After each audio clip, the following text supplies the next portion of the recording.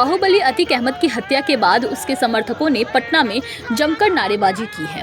पटना में जुमे की नमाज के बाद मस्जिद के बाहर ही अतीक अहमद अमर रहे के नारे लगाए गए। बिहार की राजधानी पटना के रेलवे स्टेशन के पास बने मशहूर जामा मस्जिद के बाहर ये नारे लगाए गए हैं। पहले लोगों ने जुमे की नमाज पढ़ी और फिर बाहर आते ही अतीक अहमद के समर्थन में नारेबाजी शुरू कर दी।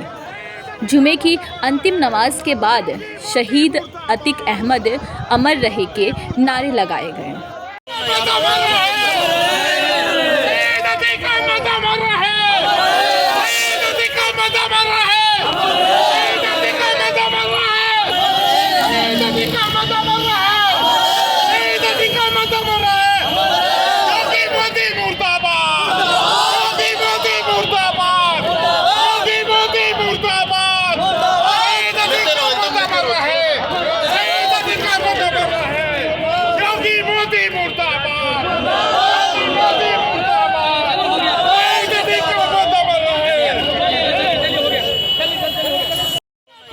वहीं पटना में अलविदा की नमाज के बाद इस तरह का विवादित नारा लगाने वाले शख्स ने अपना बयान भी दिया है। नारेबाजी करने वाले का दावा है कि प्लान के तहत अतीक अहमद की हत्या की गई है। वहीं रईस गजनवी का कहना है कि मुस्लिमों की नज़र में अतीक शहीद हो गया है। आज हमने दुआ किया, या अल्लाह अतीक अहमद की शहादत को कबूल फरमा। आज हमने यही दुआ अतीक अशरफ अहमद की शहादत को कबूल फरमा। आपको लगता है कि उन्हें मारा गया?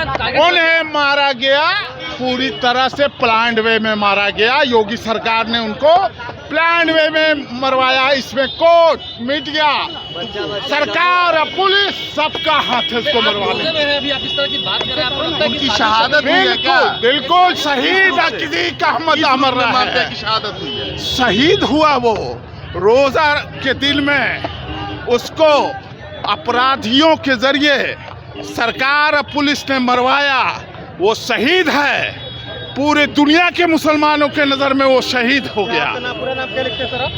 मेरा नाम रईस गजनवी है। लेकिन सब लोग कह रहे हैं कि उन्होंने भी बहुत गलत काम किए हैं, इसलिए उन्हें गलत काम किया है तो कोर्ट है, कोर्ट भी जिम्मेवार है। कोर्ट ने रिमांड दिया था, पुलिस ने कोर्ट में लिख के दिया था, उनकी सुरक्षा का जिम्मेवारी लिया था। कोर्ट भी जिम्मेवार है। उनको सजा होता, फांसी पर चढ़ा दिया जाता, हम लोग कुछ नहीं बोलते। लेकिन जिस ढंग से उनकी हत्या की गई वो बेहद ही, उनका तो संविधान और कानून सबकी हत्या हो गई अतीक अहमद के साथ साथ। इसका भी जांच होगा। वहीं पटना में जुमे की नमाज के बाद लगे विवादित नारे से बिहार का सियासी पारा चढ़ गया है। बीजेपी नेता हरिभूषण ठाकुर बचौल ने अतीक के समर्थकों को लेकर विवादित बयान दिया है। बचौल ने कहा कि अगर कोई अपराधी का समर्थन करता है तो उसे बीच चौराहे पर गोली मार देना चाहिए। मानसिकता है, अतीक एक दुर्दांत अपराधी था और अपराधियों ने ही उसको मारा है। वो हिंदुओं को भी तंग तबाह किया था, मुसलमानों को भी तंग तबाह किया था।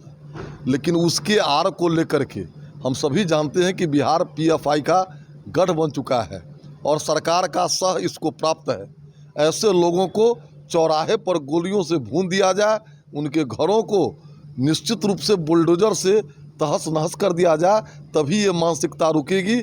जब तक यूपी मॉडल नहीं अपनाया जाएगा, बिहार में ऐसे लोग जो वोट बैंक की लालच में ऐसा करवा रहे हैं, सरकार का संरक्षण प्राप्त है।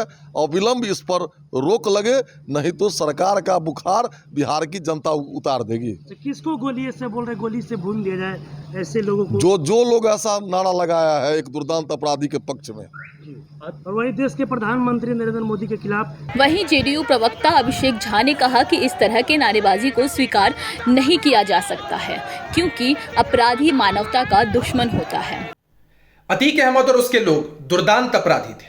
ऐसे लोगों को कानून के हिसाब से कड़ी सजा मिलनी ही चाहिए। लेकिन जिस तरह से उसकी हत्या हुई पुलिस की मौजूदगी में, यह भी गैर कानूनी है। हम इसका समर्थन नहीं करते हैं। यह उत्तर प्रदेश के जंगल राज को दर्शाता है। लेकिन दूसरी तरफ अगर कुछ लोग उसके समर्थन में बोलते हैं, यह भी स्वीकार्य नहीं है। इससे समाज में नकारात्मक संदेश जाता है। हर किसी को यह समझना चाहिए कि अपराधी की कोई जाति नहीं होती, कोई धर्म नहीं होता, वो मानवता का दुश्मन है और हर व्यक्ति को ऐसे लोगों का कड़े स्वर में विरोध करना चाहिए।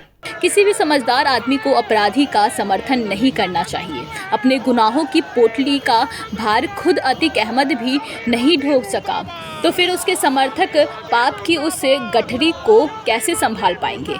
Bureau report, Q5 network.